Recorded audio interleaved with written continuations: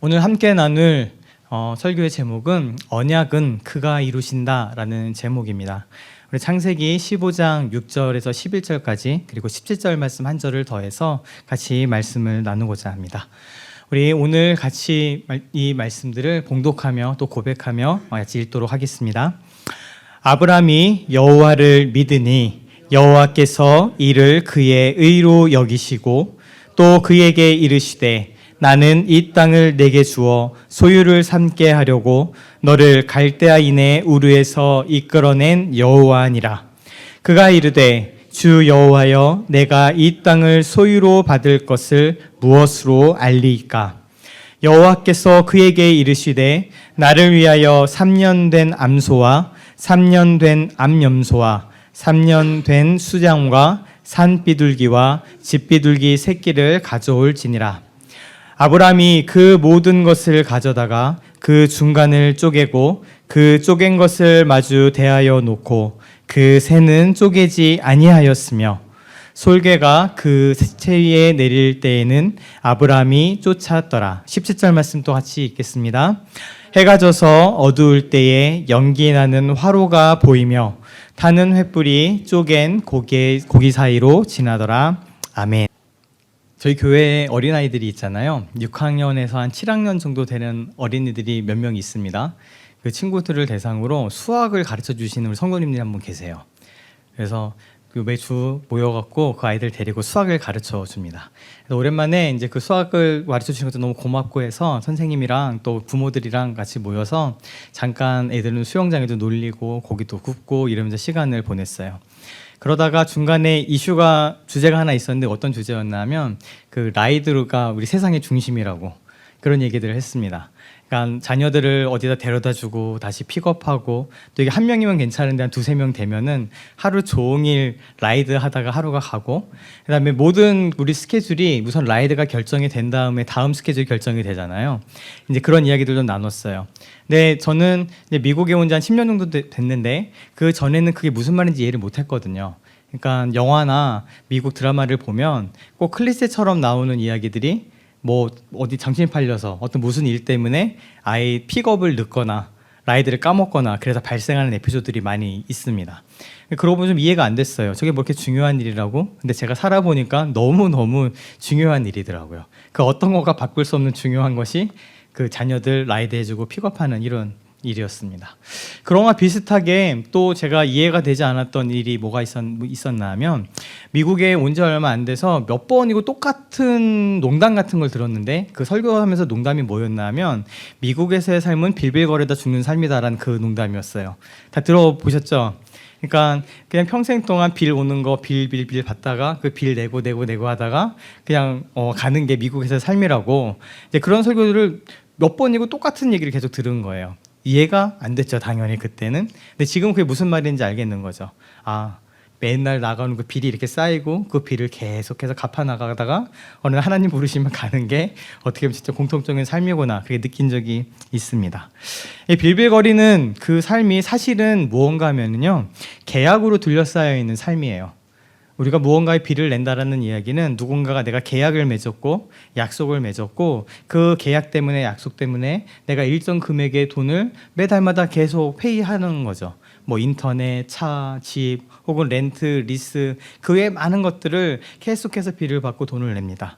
이것을 해주는 그 근거는 당연히 계약이죠. 그래서 우리가 살고 있는 사회를 계약 자유의 법칙이 지배한다라고 이야기를 합니다. 굉장히 중요한 법적인 원리예요. 계약을 할 땐 양 당사자가 자유롭게 계약을 맺어야 한다. 그런데 그렇게 두게 되면 어떤 일이 발생하나요? 힘 있는 사람과 없는 사람의 차이가 너무 크다 보니까 이런 부분들을 수정을 합니다. 그래서 정부나 혹은 국가에서 개입을 하죠. 너무 불공정한 계약은 없던 걸로 하고 우리가 알고 있는 최저임금이나 이런 얘기들도 결국에는 이런 계약을 수정하는 형태인 거예요. 그래서 우리가 신앙적인 삶을 살아감에 있어서도 사실 우리가 어떤 힘을 발휘할 수 있지만 우리가 어떤 자리에 있지만 그러지 말아라 라고 얘기하는 것, 성경에 얘기하는 많은 이야기들도 그러한 불공정, 불공평한 그런 부분들을 어떻게 조금 더 공정하고 또 특별히 하나님의 사랑으로 하나님의 그 마음과 은혜를 가지고 지켜낼 것인가를 요구하는 부분들도 있습니다. 근데 이런 계약이라는 측면을 보게 되면 우리들을 얽어맵니다. 올가매죠, 계속해서. 왜 그럴까요? 계약에는 의무가 따르기 때문에 그렇습니다. 내가 누군가와 계약을 맺는다는 것은 그것을 통해서 얻는 것도 있지만 사실 그 얻는 것 때문에 내가 계속해서 무엇인가 의무를 부담해야 된다는 것을 의미를 하죠. 뭔가를 해야 되고 해야 되지 말아야 하고, 그리고 내가 만약에 그것을 어기게 되면 하지 말아야 되는데 하거나 해야 되는 건데 안 하거나 그러면 페널티가 있습니다. 거기에 상응하는 벌이 주어지고 손해가 주어지게 되죠. 그래서 끊임없이 계약을 하는 우리들에게 너는 좀 더 신중해야 된다, 돌아봐야 한다, 계약의 내용을 잘 살펴야 된다, 이런 이야기들을 합니다. 더불어서 이런 계약은 해석의 문제를 같이 갖고 와요. 그래서 계약을 맺었다고 끝나는 것이 아니라 거기에는 늘 많은 해석이 들어가게 됩니다. 그냥 간단하게 너는 나한테 얼마를 줘, 그럼 나는 뭐 우리 집을 빌려줄게, 이렇게 얘기하면 간단한데 그렇게 하면 해결이 안 되잖아요.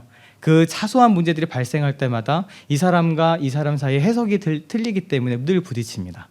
제가 법학을 공부하면서 되게 우스꽝스럽지만 그래도 얘기하는 것 중에 하나가 이런 겁니다. 계약을 맺었는데 내가 첨부를 받고 일물건을 줄게요. 계약을 맺었어요. 간단한 것 같잖아요. 그런데 알고 봤더니 계약을 맺은 상대방이 캐나다 사람이에요. 그러니까 나는 이 첨부를 얘기하면서 이 첨부는 우리 미국 첨불이다, 미국 달러 첨불이다라고 생각했는데 상대방은 아니야, 이건 캐나다 달러 첨불이야 라고 얘기를 한다면 서로 부딪힘이 있겠죠. 누구라는 말이 맞아? 라고 부딪힐 수 있을 겁니다. 가끔씩 호텔 같은 거 예약하게 되면 재미있는데, 이제 호텔 예약하면 외국에 있는 호텔을 예약하잖아요. 그런데 다른 나라에서도 달러로 표시를 해요. 그러니까 이 표시가 한국 돈이나 일본 돈이나 그런 거는 표시가 다른데, 뭐 타이완이라든가 이렇게 무슨 싱가포르라든가 이런 데 싱가포르 달러, 뭐 타이완 달러 이렇게 얘기를 하기 때문에 앞에 달러 표시로 나와 있어요. 그러면 호텔 하루 가격이 10,000불이에요. 달러하고 10,000불 써져 있어요. 그걸 잘못 보면 10,000불을 근데 얘기하는데 그게 전혀 다른 거죠. 이렇게 해석의 문제가 들어가게 됩니다. 내가 너한테 최선을 다해줄게, 내가 있는 것 중에 가장 좋은 것을 줄게 라고 얘기하지만 내가 좋은 것과 이 사람이 좋은 게 다르잖아요. 그럼 계속 해석의 문제가 부딪힙니다. 근데 이런 해석의 문제 때문에 우리가 겪고 있는 많은 문제점을 신앙생활에도 볼 수 있어요. 무엇인가 하면 신앙생활을 내가 의무로 받아들일 때입니다. 신앙생활을 의무로 받아들이고 마치 계약과 같은 것처럼 내가 무엇을 하고 그 대가로 무엇인가를 받고, 미신처럼 내가 이러이러한 것들을 행하면 하나님이 이렇게 해주실 거야 라는 어떤 생각으로 우리가 들어가게 되잖아요. 그러면 해석의 문제가 무조건 발생할 수밖에 없어요. 그러니까 계약서가 간단하지 않고 10몇 페이지잖아요. 수십 번 사인하게 만드는 이유가 무엇인가 하면 그 하나하나 해석을 다 얘기해야 되기 때문에 그래요. 여기에서의 이거라 함은, 여기에서의 무엇이라 함은도 설명을 다 해놔야 돼요. 안 그러면 분쟁이 발생하니까. 마찬가지로 우리가 만약에 계명을 혹은 우리가 갖고 있는 하나님께서 주신 언약을 이런 계약처럼 생각하고 해석하기 시작하면 우리들 가운데 계속 부과됩니다. 그냥 안식일을 기억하여 거룩하게 지키라라고 하신 그 하나님의 말씀은요, 하나님께서 그러하셨던 것처럼 이 일주일 하루 너의 그 일상을 잠시 멈추고 하나님 앞에서 안식하고 쉬고 그분의 관계를 회복해라. 그리고 너뿐만 아니라 네가 속한 집의 종들마저도, 가축들마저도 계속 약자라고 일을 시키지 말고 그 일주일은 누구든지 쉬게 해라. 무조건 쉬게 해라는 그 정신이 있어요. 근데 그 정신을 어디론가 다 까먹어버리고 안식일을 지키는 것에 대해서 의무로만 생각하니까 그 뒤에 우리 계약서가 이만큼 두꺼워지는 것처럼 수십 번, 수백 번 사인하게 만드는 것처럼 막 늘어나죠. 무엇이 일이야? 무엇이 일이 아니야? 어떤 건 안식일을 지키는 거야? 안식일을 안 지킨다는 건 뭐야? 심지어 우리도 마찬가지예요. 주일 성수를 해야 된다라고 이게 바뀌면서 주일 성수는 뭐야? 그래서 어르신분들은 본인이 등록되어 있는, 본인의 이름이 있는 그 교회를 가야지만 주일 성수라고 생각하시는 분들도 옛날에 되게 많았어요. 다른 교회 가면 주일 성수 아니에요. 예배를 드려도. 이런 식의 생각들을 계속 부과하게 됩니다. 유대인들이 그래서 안식일이라는 규정이 수백 가지가 있어요. 뭐는 일이고 무엇은 일이 아닌지를 구별을 해야 되거든요. 그래서 제가 전에도 한번 그 예를 든 적이 있잖아요. 그 유대인들은 불을 피우는 게 일이었어요. 안식일에. 옛날에는 불 피우는 게 큰 일이었잖아요. 불 꺼뜨리면 며느리도 소방 맞는다고 한 정도로 큰 일이었기 때문에 불을 피우는 게 일이어서 안식일에 금지되어 있어요. 그런데 지금 와서는 그 계명만 남았기 때문에 뭐도 안 돼요? 전기불을 켜는 것도 안 돼요. 가스불을 켜는 것도 안 돼요. 왜요? 옛날에 율법에 불 피우는 건 일이니까 안식일에 하지 마라고 되어 있기 때문에. 그러니까 그것을 지키려고 하는 그것으로 변질되어 버리는 거죠. 그래서 우리가 의무처럼 이 하나님의 계명을 또 하나님의 언약을 접근하게 되면 이것만 늘어납니다. 해야 될 것, 하지 말아야 될 것. 그래서 말도 안 되는 규율과 규정을 만들어내면서 그것을 지키는 데 급급한 일들이 신앙생활에서 될 수 있다는 거죠. 우리가 여기서 좀 벗어날 필요가 있습니다. 그런데 이처럼 계약에는 우리들의 의무가 있고 혹은 계약에는 우리의 권리가 있고 이런 복잡한 문제들이 있지만 아주 특이한 계약의 모습이 하나 있습니다. 이 계약은요, 부담이 한쪽에만 있고 다른 쪽에는 없어요. 우리가 일반적으로 계약을 맺을 땐 조금 어려운 말로 쌍무 계약이라고 부릅니다. 그러니까 쌍방, 모든 사람들이, 그러니까 이쪽과 이쪽 두 방향 모두 의무를 지고 있다는 얘기예요. 쌍무 계약, 양쪽이. 그래서 우리가 하는 모든 계약들은 이렇게 쌍무 계약이에요. 내가 이 돈을 낼 테니 너는 집을 제공해라, 혹은 인터넷 서비스를 제공해라, 혹은 뭐 자동차를 빌려줘라. 우리가 물품을 사고 파는 것도 내가 이 돈을 줄 테니 너는 책임지고 이 물건을 나한테 소유권을 넘겨줘라. 이렇게 서로 간의 의무와 권리가 부딪힙니다. 그런데 편무계약이라는 게 있어요. 그러니까 한쪽 편에만 의무가 있는 거예요. 대표적으로 뭐가 있나 하면 증여계약 같은 게 사실은 편무계약에 속해요. 만약에 이 증여계약에 조건이 부과가 되어 있다면 다른 얘기지만 조건 없이, 예를 들어 부모가 자기 자녀한테 내가 3년 뒤에 너한테 차를 사주겠다라고 만약 계약서를 썼다고 생각을 해봐요. 그러면 이 자녀로는 아무런 의무가 발생하지 않죠. 부모만 차를 사줘야 될 의무가 발생하잖아요. 이런 류의 계약을 편무계약이라고 부릅니다. 이런 계약만 가득하면 되게 좋을 것 같잖아요. 나는 아무런 부담할 거 없이 누가 나한테 주는 계약만 있으면 참 좋겠네 라고 생각하실 거예요. 근데 우리가 사는 세상은 그런 계약이 거의 없죠. 그렇지만 세상은 그렇지만 우리가 하나님 앞에서 있는 그 신앙생활, 하나님하고의 관계는 사실 철저하게 편무계약에 해당합니다. 내가 하나님 앞에서 이것도 하고 저것도 하면 하나님께서 그것 때문에 이것도 주시고 저것도 주시고 하는 그런 형태가 아니고요. 나의 어떠함과 상관없이, 나의 조건하고 상관없이, 내가 무엇을 하고 안 하고와 상관없이 하나님께서 우리에게 하나님의 일을 행하시겠다. 내가 너와 함께 하겠다. 내가 너를 붙들고 내가 너를 은혜 가운데 함께 거하고 내가 너를 떠나지 아니하겠다라는 그 약속을 우리에게 주시는 것이죠. 우리가 하고 있는 이 계약은, 우리가 하나님 앞에서 경험하는 이것들은, 관계와 신앙생활 속에서 보게 되는 이 계약은 사실은 편무 계약이라고 볼 수 있습니다. 그렇기 때문에 우리가 이러한 것을 뭐라고 부르나요? 은혜라고 부르는 겁니다. 아무런 조건 없이 내가 그럴 만한 가치가 있거나 자격이 없는데도 불구하고 하나님의 것을 일방적으로 주시는, 그래서 우리가 그것을 은혜라고 부르는 것이죠. 예배에 나오셨습니다. 예배 끝나고 나가시면서 저도 자주는 아니지만 가끔 제가 듣는 이야기가 은혜 많이 받았습니다 하고 가시기도 합니다. 그리고 우리가 어디 집회를 가거나 예배를 가서 끝나고 내가 너무 은혜를 많이 받았어, 은혜가 너무 충만했어, 막 이런 얘기들을 하잖아요. 그게 무슨 의미로 쓰고 계세요? 은혜라는 말을 무슨 의미로 사용하고 계십니까? 내 기분이 좀 좋아진 것? 좀 후련해진 것? 마음이 따뜻해진 것? 내가 예배를 좀 드리고 났더니 좀 감정이 좀 풀어진 것? 혹은 오늘 설교하는 그 사람의 내가 생각했던 딱 그 말을 하더라, 내가 동의하는 그 말을 하더라, 그것이 은혜인가요? 아니요.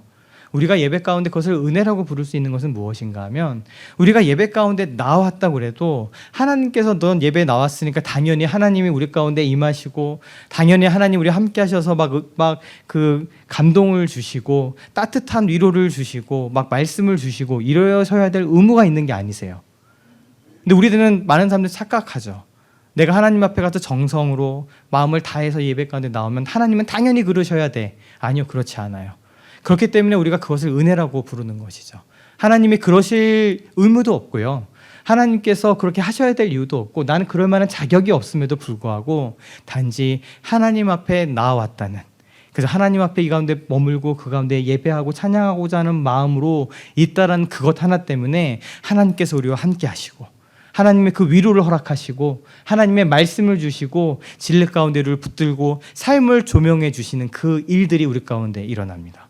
우리가 그것을 경험하면서 내가 은혜를 받았다라고 얘기하는 거예요.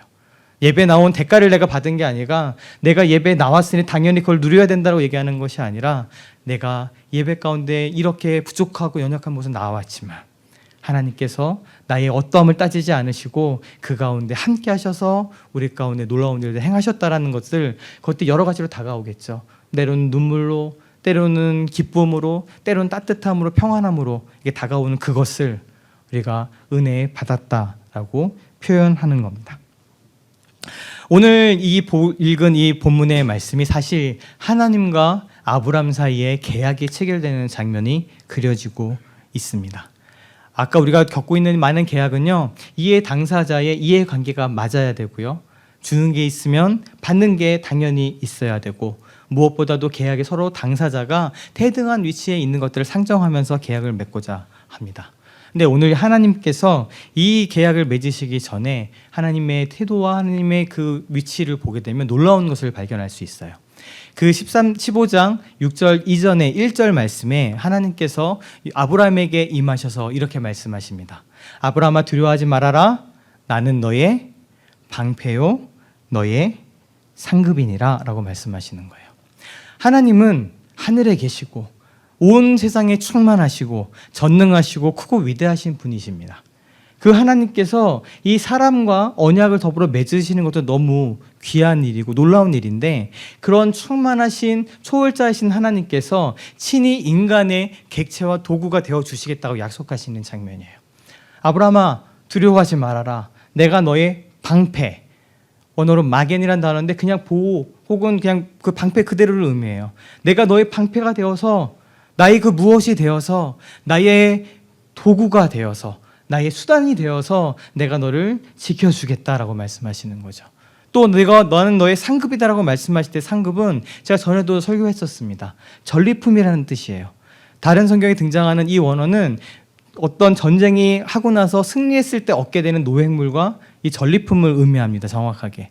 근데 이전에 전투와 전쟁을 치렀지만 모든 것을 포기하고 돌려주었던 아브라함에게, 그 헛헛한 아브라함에게 임하셔서 내가 너의 그 전리품이 되어줄게, 내가 너의 그 노획물이 되어줄게 라고 말씀하시는 장면이에요. 나는 하나님이고 너는 사람이, 너는 내 말을 듣고 내 마음대로 계약을 맺고 넌 당연히 복종해야 돼 라는 그런 하나님이 모습이 아니라 아브라함에게 기꺼이 내가 너의 방패가 되어주겠다, 내가 너의 상급이 되어주겠다라고 약속하시는 장면입니다. 전제 가득하시고 우리가 미처 형용하고 설명하기에도 불가능하신 그분께서 기꺼이 스스로를 낮추셔서 우리의 시단이 되어주고 계시는 것이죠. 그래서 하나님을 소유하게 되는 것에 대한 은혜가 우리 가운데 있습니다. 우리가 하나님을 소유할 수가 없어요. 우리가 하나님을 당연히 내 것이라 얘기할 수 없는데 하나님께서 그렇게 해주시겠다고 약속하시는 거죠. 그 일 때문에 우리가 여기 있는 이 누가복음에 등장하는 마다들을 발견할 수 있습니다. 마다들은요, 하나님 그 아버지와 늘 더불어 함께 있었지만 늘 불만이 가득합니다. 어떤 계약관계로 이해했기 때문이에요. 내가 아버지께 최대한 봉사하고 아버지의 그 명을 따라 어김이 없이 있으면 그때 내가 아버지께 나한테 무엇을 해주시겠지라는 생각을 갖고 있었던 이 마다들에게 아버지는 이야기합니다. 너는 항상 나와 함께 있으니 내 것이 다 내 것인데 라고 얘기하시는 거죠. 우리가 이 세상의 모든 것들 가운데 다 소유할 수도 없고 너무 보잘것없는 존재처럼 여겨지지만 하나님께서 그렇기 때문에 우리 가운데서 내가 네 것이 되어주겠다고 약속하시는 거예요. 하나님을 소유하게 되었을 때의 그 복, 하나님을 소유하기 때문에 세상의 모든 것을 함께 소유하게 되는, 이 세상의 그 어떤 것도 나에게 더 이상 가치가 있는 것이 아니게 된 그 삶으로 우리가 나아갈 수 있게 되는 것이죠. 오늘 2부 예배 때도 약간 그 예가 생각나서 말씀을 나눴는데, 제가 옛날에 몇 번 들었던 예화에 그 예화가 있어요. 그 어떤 아버지가 죽었습니다. 죽으면서 이제 자기 생명이 이제 얼마 안 남은 것을 알고 이제 유산을 물려줘야 되는데 아들이 멀리 떠나 있는 거예요. 그 주변에 믿을 만한 사람이 없는 거예요. 그래서 유언을 뭐렇게 남겼나 하면 종을 하나 불러서 이 종에게 내가 너에게 모든 것을 다 물려주겠다. 그리고 아들에게 가서 나의 죽음을 알리고 대신 내 아들은 나의 소유 중에 단 한 가지를 골라서 선택해서 소유할 수 있다라고 얘기해줘라 라고 얘기하고 죽습니다. 그러니까 당연히 모든 것을 갖게 되는 이 횡재를 하게 된 종이 아들을 찾아가서 어떻게든 찾아가서 아들을 만나서 얘기합니다. 이러고 저차저차 했으니 이 아이 남기신 것 중에서 하나 고르시면 됩니다. 아들은 당연히 절망했겠죠. 아니 아버지가 무슨 뜻으로 도대체 어떤 마음이 있었길래 이렇게 하셨나 하고 막 실망했던 그때에 옆에 랍비가 지혜를 줬던 그 이야기입니다. 무엇인가요? 너는 그 종을 택해라. 아버지의 소유였던 그 종을 택하게 되면 그 종의 소유의 모든 것이 주인의 것이 되니까 그 지혜, 아마 탈무드인가 어디에 있는 이야기일 거예요. 그런데 이것하고 마찬가지인 것이죠, 사실.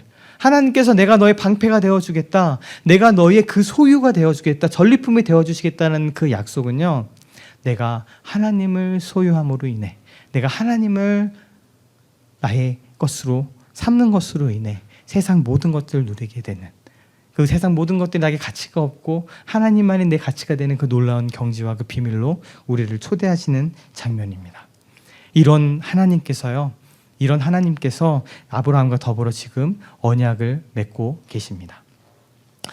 이때 이 아브라함에 대해서 하나님께서 이런 말씀들을 하시고, 내가 너의 자녀들을 바닷가의 모래알같이 하늘의 별과 같이 많게 하겠다는 그 약속을 주시고, 내가 이 땅을 너의 후손에게 주겠다라는 그 약속들을 계속해서 하십니다. 근데 그때 아브라함이 어떻게 하나? 6절 말씀 같이 한번 읽겠습니다. 시작. 아브라함이 아멘. 지금 이 상황 가운데서요, 하나님께서 아브라함의 믿음을 보시고 그것을 의로 여기시는 장면이 나옵니다. 우리가 만약에 계약을 무언가 하고 안 하고로 생각을 하게 된다면 이때 너희가 무엇을 하면이 아니고요, 단지 하나님께서 주신 이 약속을요 아브라함이 믿습니다. 여기서의 믿음은 그렇게 되길 바랍니다라는 바람이 아니에요. 때론 난 이런 거 있잖아요. 나는 앞으로 잘 살 거야. 나는 앞으로 저 집을 살 거야. 나는 앞으로 모든 이 일을 해서 성공할 거야 라고 난 그렇게 믿어라고 얘기하는 건 난 그렇게 되길 바라는 것이죠. 근데 아브라함이 얘기하시는 그 믿음은 그런 바람의 문제가 아니고요, 지금 이 약속을 한 하나님의 그 말씀을, 이 약속을 하신 그 하나님을 믿었다라는 이야기예요. 하나님께서 반드시 이 일을 이루실 것이고 하나님께서 이 약속을 지키실 것이다 라는 것을 믿었다라는 것을 의미합니다. 근데 하나님께서 그것을 의로 여기셨어요. 여기에서 의라는 단어는요, 째까따라는 단어입니다. 히브리어에서 째까따라는 단어는 이 구약 성경에서 공의, 정의, 의로움 이런 말로 번역되는 단어인데, 그 의미의 핵심은요, 올바른 관계라는 뜻이에요. 그러니까 네가 의롭다, 의롭지 않다를 하나님께서 보실 때에 그 이제 믿음의 이야기를 좀 벗어나는, 이제 뭐 믿음으로 옳게 된다 이런 것을 떠나서 네가 의로운 길로 행해라, 네가 공의와 정의를 행해라는 때 그 이야기는 올바른 관계 가운데 있어라라고 얘기하는 거예요.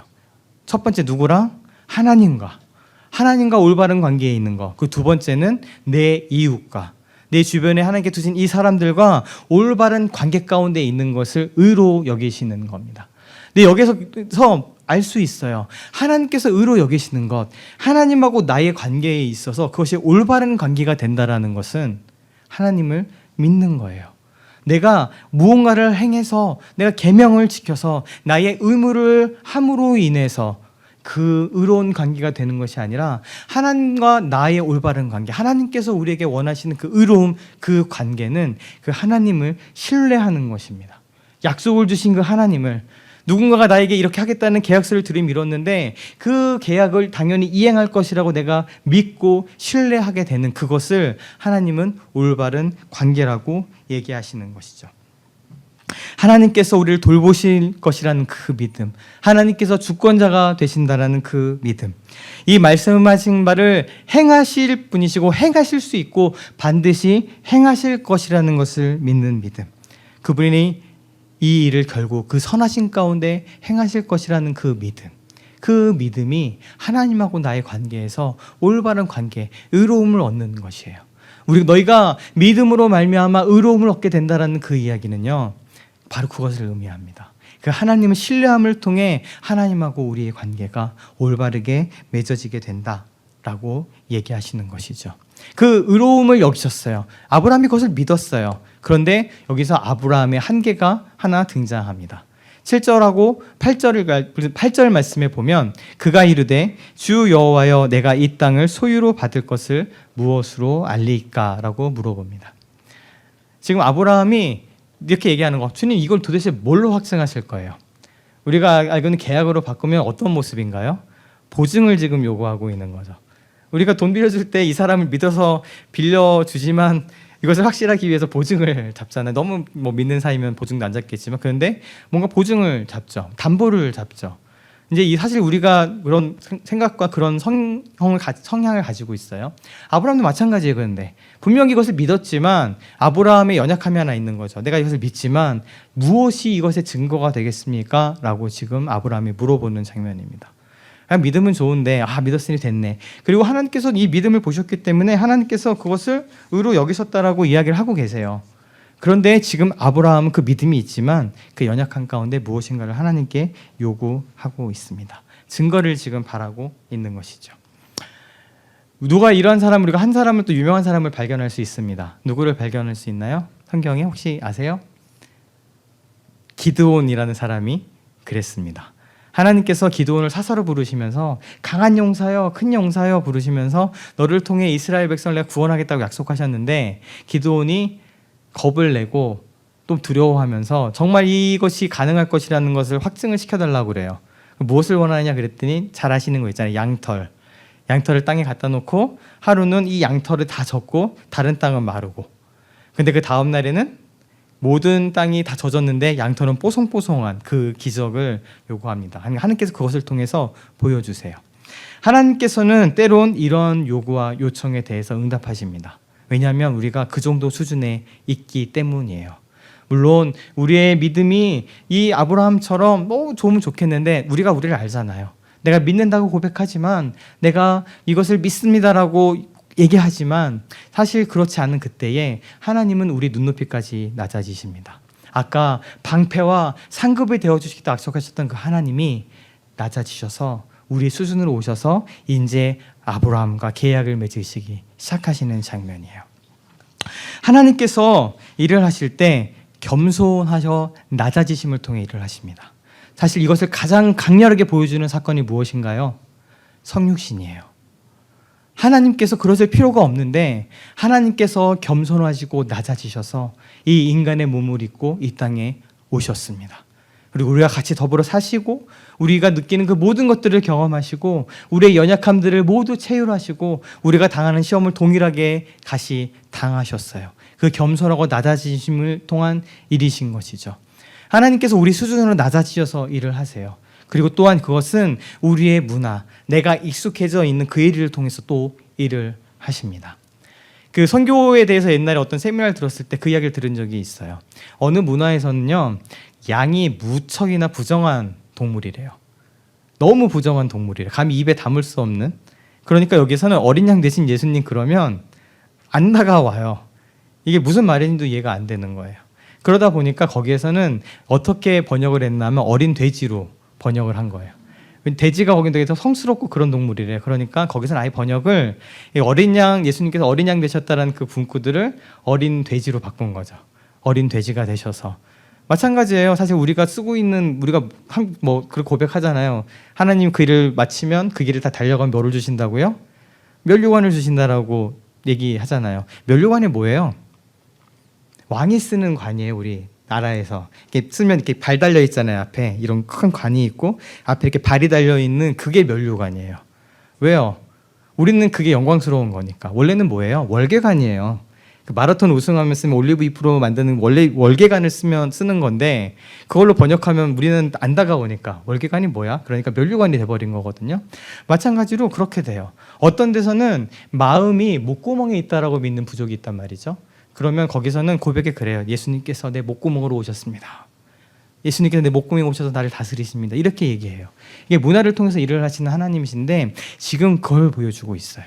아브라함이 어떻게 이것을 증거로 삼겠습니까? 라는 그것에 하나님께서 그 눈높이를 맞춰주셔서 지금 계약을 체결하고 계세요. 어떻게 계약을 체결하느냐?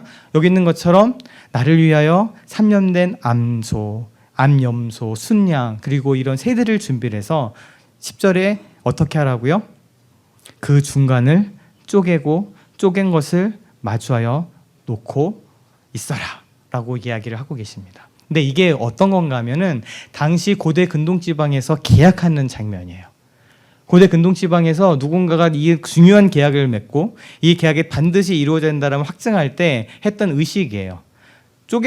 고기를 쪼개놓고 동물을 죽여서 반으로 쪼개놓은 다음에 그 계약 당사자 2명이 그 사이를 걸어갑니다. 그 사이를 걸어가면서 무엇을 고백하는 거예요? 누구든지 이 계약을 깨면, 이 의무를 저버리게 되면, 계약을 이행하지 않으면 여기 동물처럼 될 것이다. 나 이 동물처럼 되어도 괜찮다라고 얘기하는 장면입니다. 그래서 그 길을 걸어가는 거예요. 그래서 이것을 통해서 계약을 맺은 거죠. 너와 내가 이런 계약을 맺었으니 이제 이 계약을 깨뜨리는 그 사람은 이 동물처럼 죽임을 당하고 쪼개짐을 당할 거야 라고 얘기하는 계약의 장면이에요. 이 이야기를 어디서 볼 수 있냐면 예레미야서에서 볼 수 있습니다. 예레미야서의 34장 18절에 보면 송아지를 둘로 쪼개고 그 2조각 사이로 지남에 내 앞에 언약을 맺었으나 그 말을 실행하지 아니하여 내 계약을 어긴 그들을 하는 장면이 나옵니다. 그 사람이 누군가 하면요, 19절에 유다의 고관, 높은 사람들이죠. 예루살렘의 고관들, 내시들, 제사장들, 그리고 이 땅 모든 백성이 그랬다고 얘기를 합니다. 그러니까 하나님하고 지금 계약을 맺은 장면이에요. 똑같이 송아지를 둘로 쪼개놓고 그 조각을 지나간 거예요. 하나님, 내가 이 계약을 지키겠습니다. 내가 이 의무를 지키겠습니다. 내가 당연히 이것을 당연히 지켜 행하겠습니다 하고 지나갔는데 계약을 지금 어겼다라고 하나님께서 말씀하시고 지적하는 그 장면입니다. 바로 그 장면이 지금 이 아브라함을 통해서 벌어지고 있는 거예요. 계약이 체결이 되고 있는 것이죠. 그런데 이 계약의 체결의 17절에 보면 이렇게 얘기합니다. 같이 읽겠습니다. 해가 져서 어두울 때에 연기나는 화로가 보이며 타는 횃불이 쪼갠 고기 사이로 지나더라. 이 쪼갠 고기 사이를 하나님께서 지나고 계십니다. 그런데 혼자 지나고 계십니다. 하나님의 그 언약을, 하나님께서 아브라함에게 그 약속을, 이 계약을 체결하시는데 당연히 계약의 당사자인 아브라함과 하나님이 같이 걸어가야 되는 거 아니겠어요? 그런데 이 해가 져서 어두울 그때에 하나님의 임재를 상징하는 그 연기와 그 횃불이 쪼갠 고기 사이로 지나갑니다. 무슨 이야기인가요? 아까 제가 얘기했던 편무계약입니다. 네가, 내가 의무와 권리를 부담하는 그 계약이 아니라 이 계약이 철저하게 하나님에게 달려있음을 지금 보여주고 계시죠. 아브라함이 이것을 지나가지 않아요. 이것을 오직 지나가는 건 우리 하나님 한 분이 지나가십니다. 하나님께서 반드시 이 일을 이루시고 반드시 이 약속을 행하시고 반드시 언약을 지키실 것을 약속하시는 장면이죠. 그것을 아브라함에게 똑바로 분명하게 보여주고 계시는 장면이에요. 그런데 이 사이를 아브라함은 지나가지 않습니다. 왜 그럴까요? 아까 예레미야에 있는 것처럼 우리는 그 사이를 지나가 봐야 그렇게 될 수밖에 없는, 그 쪼갠 고기가 될 수밖에 없는 사람들이기 때문에 그렇습니다. 우리에게 무엇인가를 요구하시는 것이 아니고, 아브라함에게 너는 이것을 행하라는 의무를 부담하시는 것이 아니고, 하나님께서 우리가 이 생활에서 만나고 있는 그 계약을 우리가 체결하고 있는데 그 계약을 하나님 홀로 부담하고 계시는 거죠. 홀로 내가 일을 이룰 것이고 너의 어떠함이, 너의 행함이, 네가 무엇을 하고 안 함이 이 계약에 달리지 않았음을 보여주고 계세요. 오직 그 모든 일은 하나님 한 분께 달려 있습니다. 우리가 그 길을 걸어간다면 어떻게 될까요? 진짜 그러지 않으셨나요? 저도 돌이켜보면 하나님 앞에서 수많은 약속을 했었어요. 막 마음이 뜨거워질 때마다, 혹은 내 죄를 회개할 때마다, 하나님 제가 이렇게 하겠습니다. 하나님 제가 이제 이거 안 하겠습니다. 하나님 제가 이렇게 또 앞으로 이렇게 성직껏 하겠습니다. 근데 제 길을 돌아보면 그 약속은 지켜진 게 별로 없어요. 그렇지 않으신가요? 제가 존경하는 어떤 선교사님은 그런 사역을 하십니다. 선교사를 헌신했던 사람들의 그 마음을 풀어주는 사역을 하세요. 뭔가 하면요, 저 어렸을 때도 그랬는데 선교 집회, 이런 집회가 있으면 다 콜링하잖아요. 우리 선교사로 하나님께 헌신할 사람들은 일어나시라고, 앞으로 나오시라고. 그럼 진짜 엄청나게 일어나고 엄청나게 앞으로 나가서 하나님 내가 선교사로 헌신하겠습니다. 내가 어디를 가갖고 평생 하나님 복음을 위해 살겠습니다라고 서원하는데 그 중에 얼마나 선교사로 헌신했을까요? 아니요. 거의 이렇게 표현은 좀 그런가요? 아무튼 많은 수가 그러지 못했을 겁니다. 근데 그런 사람들이 그 아픔을 안고 사실 살아가요. 그 부담을 갖고 살아가요.